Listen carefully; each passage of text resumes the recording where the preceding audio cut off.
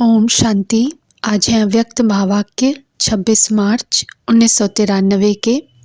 मुरली का टाइटल है अव्यक्त वर्ष में लक्ष्य और लक्षण को समान बनाओ। आज निराकारी और आकारी बाप दादा सर्वश्रेष्ठ ब्राह्मण आत्माओं को आकार रूप से और साकार रूप से देख रहे हैं। साकार रूप वाली आप सभी आत्माएं भी बाप के सम्मुख हो और आकारी रूपधारी बच्चे भी सम्मुख हैं। दोनों को बाप दादा देख हर्षित हो रहे हैं। सभी के दिल में एक ही संकल्प है, उमंग है कि हम सभी बाप समान साकारी सो आकारी और आकारी सो निराकारी बाप समान बने। बाप दादा सभी के इस लक्ष्य और लक्षण को देख रहे हैं। क्या दिखाई दिया? मेजॉरिटी का लक्ष्य बहुत अच्छा दृढ़ है, लेकिन लक्षण कभी दृढ़ है कभी साधारण है। लक्ष्य और लक्षण में समानता आना यह निशानी है समान बनने की। लक्ष्य धारण करने में 99% भी कोई हैं, बाकी नंबरवार हैं। लेकिन सदा सहज और नेचुरल नेचर में लक्षण धारण करने में कहाँ तक हैं? इसमें माइनॉरिटी 90% तक हैं, बाकी और नंबरवार हैं।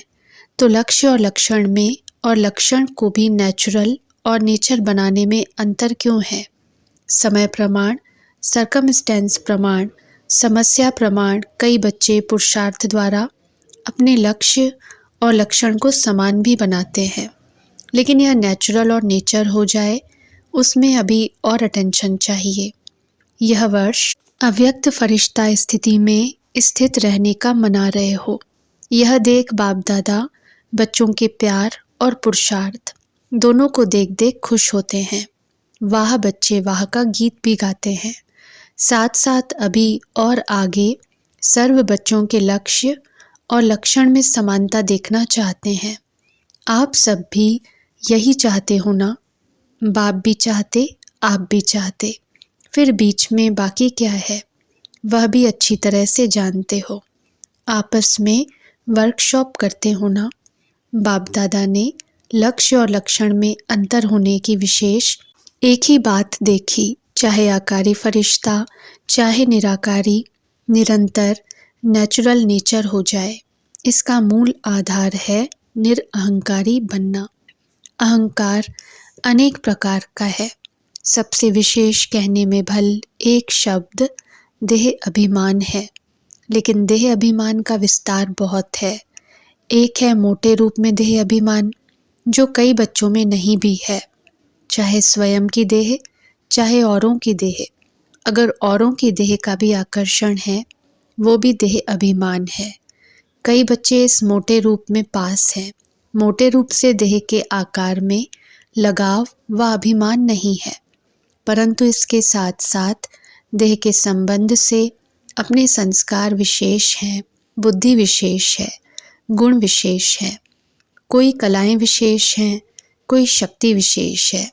उसका अभिमान अर्थात अहंकार, नशा, रौब, ये सूक्ष्म देह अभिमान है। अगर इन सूक्ष्म अभिमान में से कोई भी अभिमान है तो न आकारी फरिश्ता नेचुरल निरंतर बन सकते, न निराकारी बन सकते, क्योंकि आकारी फरिश्ते में भी देहभान नहीं है, डबल लाइट है। देह अहंकार निराकारी बनने नहीं देगा। सभी ने इस वर्ष अटेंशन अच्छा रखा है।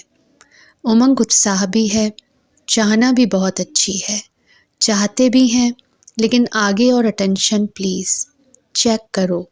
किसी भी प्रकार का अभिमान व अहंकार नेचुरल स्वरूप से पुरुषार्थी स्वरूप तो नहीं बना देता है।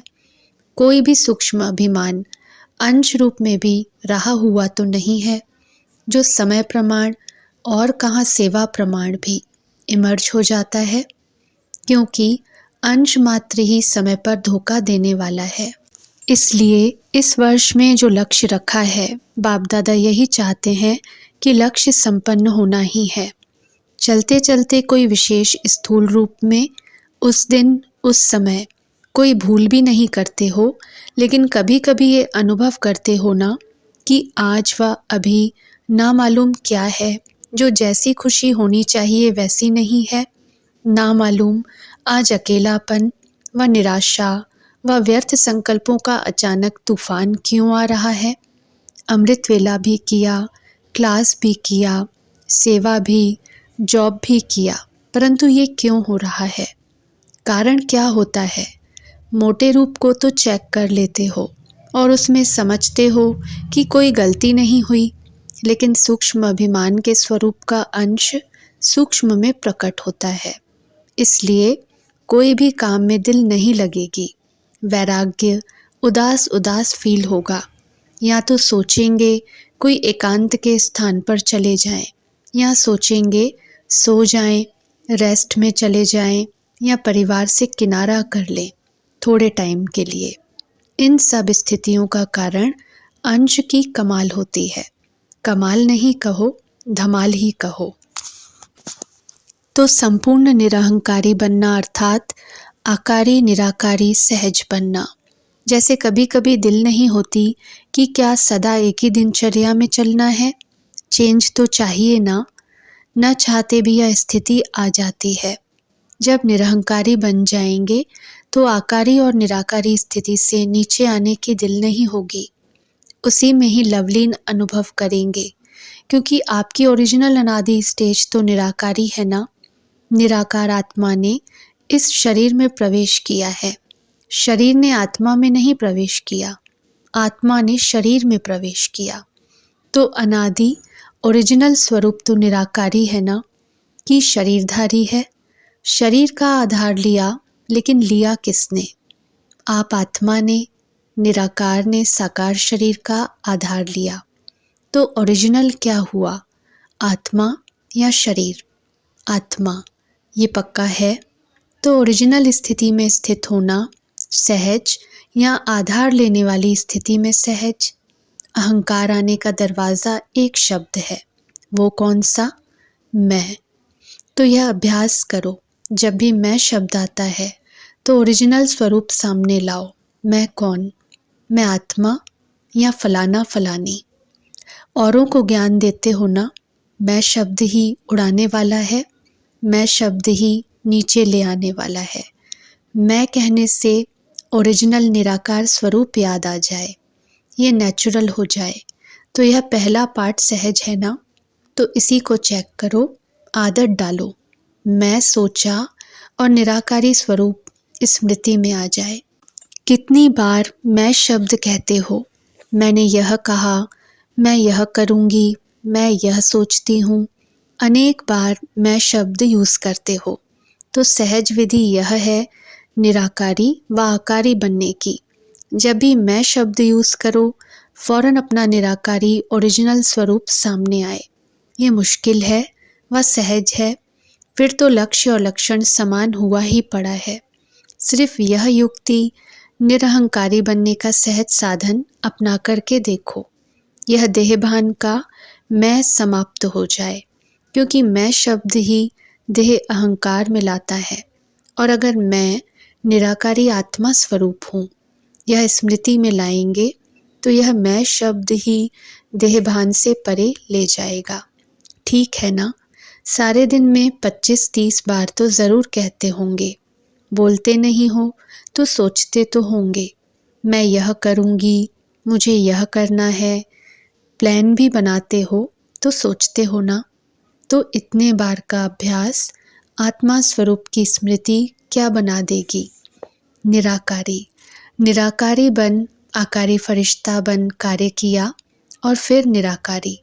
कर्म संबंध के स्वरूप से संबंध में आओ, संबंध को बंधन में नहीं लाओ। देह अभिमान में आना अर्थात कर्म बंधन में आना, देह संबंध में आना अर्थात कर्म संबंध में आना। दोनों में अंतर है। देह का आधार लेना और देह के वश होना, दोनों में अंतर है। फरिश्ता व निराकारी आत्मा देह का आधार लेकर देह के बंधन में नहीं आएगी, संबंध रखेगी लेकिन बंधन में नहीं आएगी। तो बाप दादा फिर इसी वर्ष में रिजल्ट देखेंगे कि निरअहंकारी आकारी फरिश्ते और निराकारी स्थिति में लक्ष्य और लक्षण कितने समान हुए। महानता की निशानी है निर्माणता। जितना निर्माण उतना सबके दिल में महान स्वतः ही बनेंगे। बिना निर्माणता के सर्व के मास्टर सुखदाता बन नहीं सकते। निर्माणता निरहंकारी सहज बनाती है। निर्माणता का बीज महानता का फल स्वतः ही प्राप्त कराता है। निर्माणता सबके दिल में दुआएं प्राप्त कराने का सहज साधन है। निर्माणता सबके मन में निर्माण आत्मा के प्रति सहज प्यार का स्थान बना देती है। निर्माणता महिमा योग्य स्वतः ही बनाती है। तो निरहंकारी बनने की विशेष निशानी है निर्माणता। वृत्ति में भी निर्माणता, दृष्टि में भी निर्माणता, वाणी में भी निर्माणता, संबंध संपर्क में भी निर्माणता। ऐसे नहीं कि मेरी वृत्ति में नहीं था लेकिन बोल निकल गया। नहीं, जो वृत्ति होगी वो दृष्टि होगी, जो दृष्टि होगी वो वाणी होगी, जो वाणी होगी वही संबंध संपर्क में आएगा। चारों में ही चाहिए, तीन में है, एक में नहीं है तो भी अहंकार आने की मार्जिन है। इसको कहा जाता है फरिश्ता। तो समझा बाप दादा क्या चाहते हैं और आप क्या चाहते हो। चाहना दोनों की एक है, अभी करना भी एक करो। अच्छा, आगे सेवा के नए नए प्लान क्या बनाएंगे? कुछ बनाया है, कुछ बनाएंगे, चाहे यह वर्ष चाहे आगे का वर्ष। जैसे और प्लान सोचते हो कि भाषण भी करेंगे, संबंध संपर्क भी बढ़ाएंगे, बड़े प्रोग्राम भी करेंगे, छोटे प्रोग्राम भी करेंगे, ये तो सोचते ही हो। लेकिन वर्तमान समय के गति प्रमाण अभी सेवा की भी फास्ट गति चाहिए। वो कैसे होगी? वाणी द्वारा, संबंध संपर्क द्वारा तो सेवा कर ही रहे हो, मनसा सेवा भी करते हो, लेकिन अभी चाहिए थोड़े समय में सेवा की सफलता ज़्यादा हो। सफलता अर्थात रिजल्ट। उसकी विधि है कि वाणी के साथ साथ पहले अपनी स्थिति और स्थान के वाइब्रेशंस पावरफुल बनाओ। जैसे आपके जड़ चित्र क्या सेवा कर रहे हैं, वाइब्रेशंस द्वारा कितने भक्तों को प्रसन्न करते हैं। डबल विदेशियों ने मंदिर देखे हैं, आपके ही तो मंदिर है ना, कि सिर्फ भारत वालों के मंदिर हैं? आपके चित्र सेवा कर रहे हैं ना, तो वाणी द्वारा भल करो। लेकिन अभी ऐसी प्लानिंग करो, वाणी के साथ साथ वाइब्रेशन की ऐसी विधि बनाओ जो वाणी और वाइब्रेशन डबल काम करे। वाइब्रेशन बहुत काल रहता है, वाणी से सुना हुआ कभी कभी कईयों को भूल भी जाता है, लेकिन वाइब्रेशन की छाप ज़्यादा समय चलती है। जैसे आप लोग अपने जीवन में अनुभवी हो कि कोई का उल्टा वाइब्रेशन अगर आपके मन में या बुद्धि में बैठ जाता है तो उल्टा कितना समय चलता है। वाइब्रेशन अंदर बैठ जाता है ना, और बोल तो उसी समय भूल जाएगा, लेकिन वाइब्रेशन के रूप में मन और बुद्धि में छाप लग जाती है और कितना समय उसी वाइब्रेशन के वश उस व्यक्ति से व्यवहार में आते हो, चाहे उल्टा हो चाहे सुलटा हो, लेकिन वाइब्रेशन मुश्किल से मिटता है। लेकिन यह रूहानी वाइब्रेशंस फैलाने के लिए पहले अपने मन में, बुद्धि में व्यर्थ वाइब्रेशंस समाप्त करेंगे, तब रूहानी वाइब्रेशंस फैला सकेंगे। किसी के भी प्रति अगर व्यर्थ वाइब्रेशंस धारण किए हुए हैं तो रूहानी वाइब्रेशंस नहीं फैला सकते। व्यर्थ वाइब्रेशन रूहानी वाइब्रेशन के आगे एक दीवार बन जाती है। चाहे सूर्य कितना भी प्रकाशमय हो, अगर सामने दीवार आ गई, बादल आ गए, तो सूर्य के प्रकाश को प्रज्वलित होने नहीं देते। जो पक्का वाइब्रेशन है वो है दीवार, और जो हल्के वाइब्रेशंस हैं वो है हल्के बादल या काले बादल। वो रूहानी वाइब्रेशंस को आत्माओं तक पहुंचने नहीं देंगे। जैसे सागर में कोई जाल डालकर अनेक चीज़ों को एक ही बार इकट्ठा कर देते हैं, या कहाँ भी अपनी जाल फैलाकर एक समय पर अनेकों को अपना बना लेते हैं, तो वाइब्रेशंस एक ही समय पर अनेक आत्माओं को आकर्षित कर सकते हैं। वाइब्रेशंस वायुमंडल बनाते हैं, तो आगे की सेवा में वृत्ति द्वारा रूहानी वाइब्रेशन से साथ साथ सेवा करो, तभी फास्ट होगी। वाइब्रेशन और वायुमंडल के साथ साथ वाणी की भी सेवा करेंगे तो एक ही समय पर अनेक आत्माओं का कल्याण कर सकते हो। बाकी प्रोग्राम्स के लिए आगे भी बनी बनाई स्टेज का प्रयोग और ज़्यादा करो, उसको और बढ़ाओ। संपर्क वालों द्वारा यह सहयोग लेकर इस सेवा को वृद्धि को प्राप्त कर सकते हैं। सहयोगियों का सहयोग किसी भी विधि से बढ़ाते चलो तो स्वतः ही सेवा में सहयोगी बनने से सहज योगी बन जाएंगे। कई ऐसी आत्माएं होती हैं जो सीधा सहयोगी नहीं बनेंगी, लेकिन सहयोग लेते जाओ, सहयोगी बनाते जाओ, तो सहयोग में आगे बढ़ते बढ़ते सहयोग उन्हों को योगी बना देता है। तो सहयोगी आत्माओं को और स्टेज पर लाओ, उन्हों का सहयोग सफल करो। समझा क्या करना है? कोई एक आत्मा भी सहयोगी बनती है तो वह आत्मा प्रैक्टिकल में सहयोग लेने से, देने से, प्रत्यक्ष दुआओं से सहज आगे बढ़ती है और अनेकों की सेवा के निमित्त बनती है। 7-7 वर्ष में मास मुकर्रर करो। कुछ मास विशेष स्वयं के पुरुषार्थ व श्रेष्ठ शक्ति धारण करने के अभ्यास के, जिसको आप तपस्या, रिट्रीट या भट्टियाँ कहते हो। हर एक देश के प्रमाण 2-2 मास फिक्स करो, जैसी सीज़न हो। 2 मास तपस्या के, 2 मास छोटी छोटी सेवाओं के, 2 मास बड़े रूप की सेवाओं के, ऐसे फिक्स करो। ऐसे नहीं कि 12 मास सेवा में इतने बिजी हो जाओ जो स्व की प्रगति के लिए टाइम कम मिले। जैसा देश का सीज़न हो, कई समय ऐसे होते हैं जिसमें बाहर की विशेष सेवा नहीं कर सकते। वो समय अपने प्रगति के प्रति विशेष रूप से रखो। सारा साल सेवा करो, यह भी नहीं हो सकता। सारा साल सिर्फ तपस्या करो, यह भी नहीं हो सकता। इसलिए दोनों को साथ साथ लक्ष्य में रखते हुए अपने स्थान के प्रमाण मुकर्रर करो, जिसमें सेवा और स्व की प्रगति दोनों साथ साथ चले। अच्छा, इस वर्ष की सीज़न की समाप्ति है। समाप्ति में क्या किया जाता है? समाप्ति में एक तो समारोह किया जाता है और दूसरा आध्यात्मिक बातों में स्वाहा किया जाता है। तो समारोह तो कल मना लिया है। कल 10 साल से पुराने डबल विदेशी भाई बहनों की सेरेमनी मनाई गई थी। तो बाप दादा ने कहा, देखने वालों ने भी मनाया या सिर्फ बैठने वालों ने? सिर्फ 10 वर्ष वालों ने मनाया? सभी ने मनाया ना। अभी स्वाहा क्या करेंगे? एक बात विशेष, मन बुद्धि से स्वाहा करो, वाणी से नहीं। सिर्फ पढ़ लिया वह नहीं, मन बुद्धि से स्वाहा करो। फिर देखो स्व और सेवा में तीव्र गति कैसे होती है। तो आज की लहर है, किसी भी आत्मा के प्रति व्यर्थ वाइब्रेशन को स्वाहा करो। स्वाहा कर सकते हो कि थोड़ा थोड़ा रहेगा? ऐसे नहीं समझो कि यह है ही ऐसा, तो वाइब्रेशन तो रहेगा ना। कैसा भी हो, लेकिन आप नेगेटिव वाइब्रेशन को बदल पॉजिटिव वाइब्रेशन रखेंगे तो वह आत्मा भी नेगेटिव से पॉजिटिव में आ ही जाएगी, आनी ही है। क्योंकि जब तक यह व्यर्थ वाइब्रेशन मन बुद्धि में है तो फास्ट गति की सेवा हो ही नहीं सकती। वृत्ति द्वारा रूहानी वाइब्रेशन फैलाने हैं। वृत्ति है रॉकेट, जो यहाँ बैठे बैठे जहाँ भी चाहो, जितना भी पावरफुल परिवर्तन करने चाहो वह कर सकते हो। यह रूहानी रॉकेट है। जहाँ तक जितनों को पहुँचाने चाहो उतना पावरफुल वृत्ति से वाइब्रेशन से वायुमंडल बना सकते हो। चाहे वो रियल में रॉन्ग भी हो, लेकिन आप उसका रॉन्ग धारण नहीं करो। रॉन्ग को आप क्यों धारण करते हो? ये श्रीमत है क्या? समझना अलग चीज़ है। नॉलेजफुल भले बनो, लेकिन नॉलेजफुल के साथ पावरफुल बन करके उसको समाप्त कर दो।